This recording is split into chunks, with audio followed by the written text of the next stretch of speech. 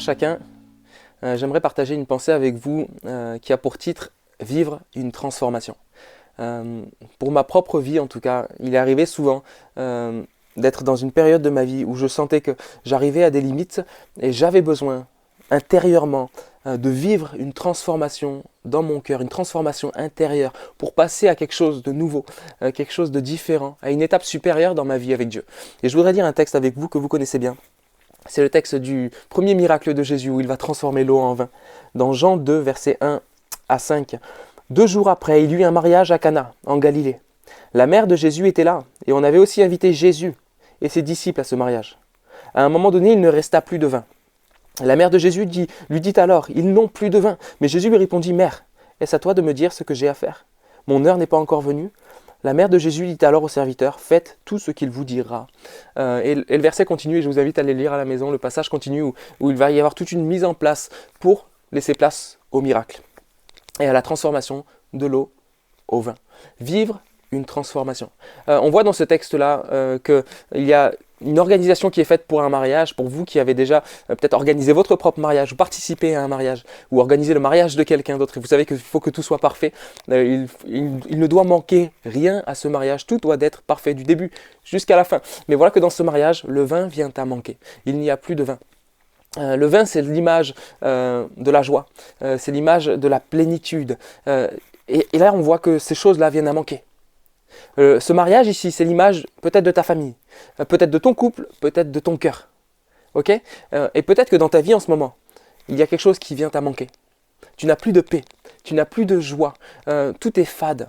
Il ne va rester que de l'eau. À ce moment-là, il n'y a plus de vin, il n'y a plus que de l'eau.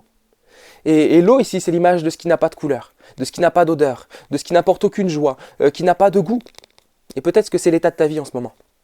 Il n'y a plus de vin, il n'y a plus de goût, il n'y a plus de joie, il n'y a plus de paix, et tu te sens vide, il manque quelque chose.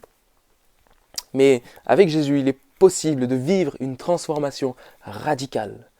Jésus dans nos limites, Jésus quand on arrive à nos limites, quand on est vide, quand on se sent complètement sec, Jésus est capable d'opérer une transformation. Mais il y a ici une condition qui est importante. La première, il fallait que Jésus soit invité au mariage. Il fallait que Jésus ait une place dans le mariage. Et je voudrais te poser cette question. Quelle est la place de Jésus dans ta famille? Quelle est la place de Jésus dans ton couple? Quelle est la place de Jésus dans ton cœur? Est-ce que Jésus a été invité au mariage?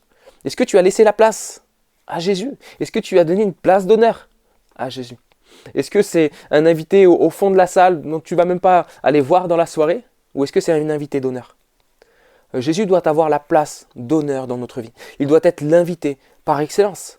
Est-ce que Jésus a une place dans ta vie? C'est la première étape.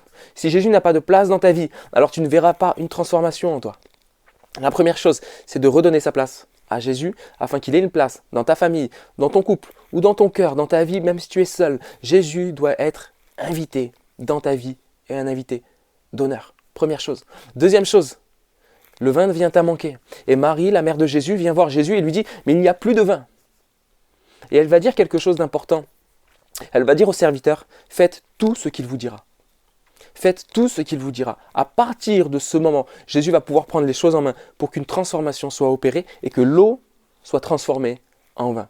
Et pour que ce qui n'a pas de couleur soit transformé en quelque chose de coloré. Ce qui n'a pas de goût soit transformé en quelque chose de délicieux. Ce qui n'a pas d'odeur soit transformé en quelque chose qui sent bon. Et Dieu veut transformer ta vie de la même façon. Entre de l'eau et du vin, il n'y a rien à voir. Et Dieu est capable d'opérer une transformation qui n'a rien à voir. Partout où Jésus passe, partout où Jésus intervient, il y a un avant et il y a un après. On parle dans les livres d'histoire d'avant et d'après Jésus-Christ. Et aujourd'hui, il peut y avoir un avant et après Jésus. Il peut y avoir un avant et après transformation. Si tu laisses à Jésus toute la place, faites tout ce qu'il vous dira. Est-ce que tu es prêt à laisser faire Jésus dans tout ce qu'il veut faire en toi? Est-ce que peut-être Jésus t'invite à faire du tri dans ta vie? Peut-être que Jésus t'invite à t'attacher réellement à ton église locale. Tu essayes de faire seul et tu vois bien qu'il manque quelque chose à ta vie, mais peut-être que Jésus veut transformer ta vie au travers de ton église. Peut-être que Jésus veut transformer ta vie au travers d'une assiduité dans ton église. Et de ne pas te satisfaire de culte en ligne, mais de venir dans la famille de Christ pour recevoir une transformation.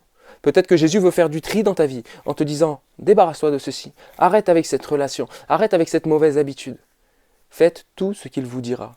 Les promesses de Dieu, vous savez, sont conditionnelles. On voudrait vivre des transformations, mais parfois nous ne sommes pas prêts à laisser Jésus faire dans tout ce qu'il veut. Et par cette pensée, je voudrais vous encourager à laisser faire Jésus dans tout ce qu'il veut faire en vous. Je vous invite après cette pensée à prendre un temps de prière, peut-être simplement. Si vous êtes chez vous, dans la voiture ou même au travail, vous savez, vous pouvez prier n'importe où et dire Seigneur, je veux vivre une transformation. Là où il y a du vide en moi, là où je ne suis plus comblé, là où il manque quelque chose, je veux que tu viennes remplir et combler ma vie. Et Jésus, je suis prêt à te laisser faire tout ce que tu veux faire dans ma vie. Alors, frères et sœurs, amis, vous allez vivre une transformation. Ça n'aura plus rien à voir. Il va y avoir un avant et un après. Je vous encourage à faire cette prière. Jésus, viens transformer ma vie. Qu'il y ait un avant et un après, je veux te laisser faire. Soyez bénis et je vous dis à très bientôt.